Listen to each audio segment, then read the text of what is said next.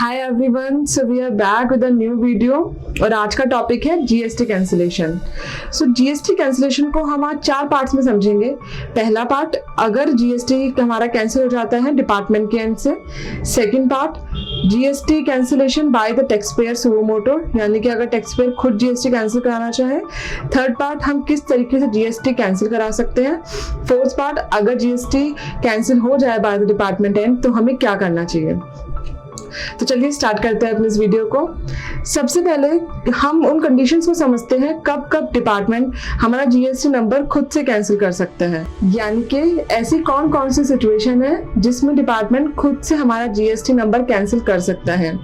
तो उसमें सबसे पहला आता है फेक इनवॉइसेस, यानी कि अगर डिपार्टमेंट को पता लगता है कि कोई भी एसएससी फेक इनवॉइसेस बना रहा है या फेक इनवॉइसेस का काम कर रहा है तो वो आपका जीएसटी नंबर कैंसिल कर सकता है। नेक्स्ट आता है वॉलेटिंग एंटी प्रॉफिटिंग प्रोविजंस, यानी कि अगर डिपार्टमेंट को पता लगता है कि जो कि इनपुट का नेट प्रॉफिट था वो कंज्यूमर को पहुंचा ही नहीं और उन कंडीशंस का वॉयलेशन हुआ है तो डिपार्टमेंट आपका जीएसटी नंबर कैंसिल कर सकता है।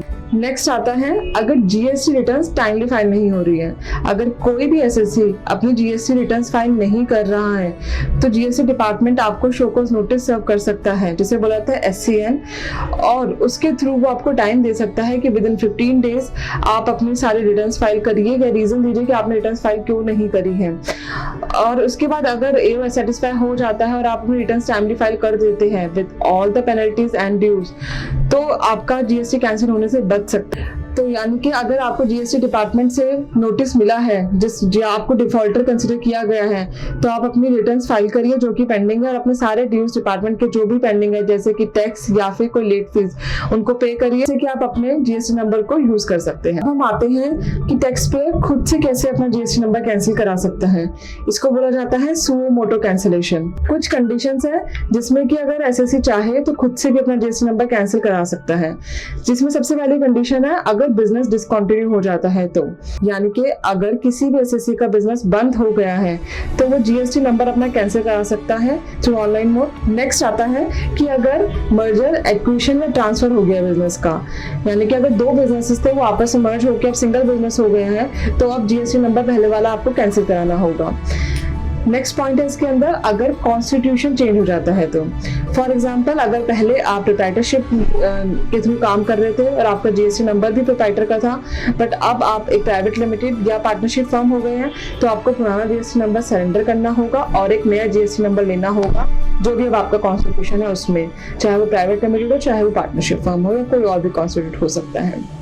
नेक्स्ट आता है कि अगर सोल प्रोप्राइटर की डेथ हो जाती है, यानी कि जो अगर एक सिंगल ऑनर बिजनेस को रन कर रहा था और उसकी डेथ हो गई तो वो अब उसके लीगल हेयर उस जीएसटी नंबर को कैंसिल कराएंगे, उसको सारी फॉर्मेलिटीज को पूरा करेंगे और इसके थ्रू अपना जीएसटी नंबर कैंसिल करा सकते हैं। नेक्स्ट है जीएसटी कैंसिलेशन का प्रोसेस क्या होता है। सो सबसे पहला इसके अंदर है जिसको बोलेंगे हम स्टेप 1, हमें जीएसटी REG 16 फॉर्म फाइल करना है, यानी कि हमें REG 16 फॉर्म फाइल करना है कैंसिलेशन के लिए। सेकेंड स्टेप है इसके अंदर जिसमें आपको विद इन 30 डेज डिपार्टमेंट की तरफ से ऑर्डर सर्व होगा कि आपका जीएसटी नंबर कैंसिल हो चुका है, बट हो सकता है कि आपको डिपार्टमेंट से कोई क्वेरी भी आ जाए कि क्या क्या रीजन है जिस वजह से वो कैंसिल नहीं हो पा रहा है या फिर आपसे कुछ और डॉक्यूमेंट मांग लिए जाए। सो ये सेकंड स्टेप रहेगा जिसमें डिपार्टमेंट का रोल रहेगा, डिपार्टमेंट आपको सर्व करेगा, या तो वो नोटिस सर्व करेगा या वो ऑर्डर आपको सर्व करेगा। थर्ड, जो कि बहुत इंपॉर्टेंट पॉइंट है जो काफी लोगों को पता ही नहीं है, मेजरली लोग ये सोचते हैं कि एक बार जीएसटी नंबर कैंसिल हो गया तो अब उन्हें कुछ नहीं करना है, बट ये बहुत इंपॉर्टेंट पॉइंट है यहाँ पे। अगर आपका जीएसटी नंबर एक बार कैंसिल हो जाता है, डिपार्टमेंट ने आपको ऑर्डर दे दिया है तो आपको एक एनुअल रिटर्न फाइल करनी है, एनुअल फॉर्म फाइल करना है जिसका नंबर है नंबर 10, यानी कि आपको अपना जीएसटीआर 10 फाइल करना है जो कि बहुत इंपॉर्टेंट है। अगर आप उसे स्किप कर देते हैं तो चांसेस आर वेरी हाई कि डिपार्टमेंट आपको नोटिस सर्व कर सकता है और उस पर पेनल्टी भी है। अगर आपने जीएसटी 10 फाइल नहीं करी तो आपको नोटिस सर्व होगा जिसके बिहाफ पे फिर आप रिटर्न फाइल करेंगे और जितनी भी पेनल्टी है उसको पे करेंगे।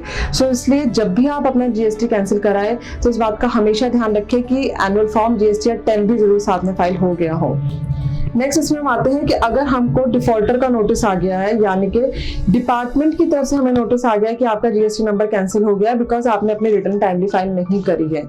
सो इस केस में आपको, अगर आपके पास टाइम है, यानी कि डिपार्टमेंट ने आपको यूजुअली 15 डेज का टाइम देगा और अगर उस 15 डेज के अंदर आप अपनी रिटर्न फाइल कर सकते हैं तो आप अपने ओन रिटर्न्स को फाइल करिए, जो भी पेंडिंग ड्यूज है उसे क्लियर कर दिए, यानी कि penalty, late fees, GST amount, वो सबको पे करके आप रिक्वेस्ट रेज करिए और जिससे कि आपका जीएसटी नंबर कैंसिल होने से बच जाए। नेक्स्ट आता है कि अगर जीएसटी नंबर कैंसिल हो गया है तो अब क्या करें। जो मैंने पहले कंडीशन डिस्कस करी और उसके थ्रू अगर डिपार्टमेंट ने आपका जीएसटी नंबर कैंसिल कर दिया है तो आपका जो नेक्स्ट स्टेप होगा, अगर आप रिवोकेशन चाहते हैं, यानी कि आप अपने जीएसटी नंबर को दोबारा चाहते हैं, तो जिस दिन जीएसटी नंबर कैंसिल हुआ है, आपके पास नोटिस आया है, उसके विद इन 30 डेज आप रिवोकेशन के लिए अप्लाई कर सकते हैं। और रिवोकेशन में अप्लाई करने के लिए आपको वही सेम फॉर्मेलिटी सारी पूरी करनी पड़ेगी। अपनी सारी पेंडिंग जीएसटी रिटर्न्स फाइल करनी होगी, सारी लेट फीस पे करनी होगी, जितने भी जीएसटी ड्यूज है वो सारे पे करिए और उसके बाद आप अपना जीएसटी नंबर दोबारा पा सकते हैं। थैंक यू गाइज, ये वीडियो यहीं तक थी और अगर आपका कोई भी क्वेरी है तो प्लीज मुझे कमेंट बॉक्स में जरूर बताएं। प्लीज मेरे चैनल को लाइक एंड सब्सक्राइब जरूर करें। Thank you so much.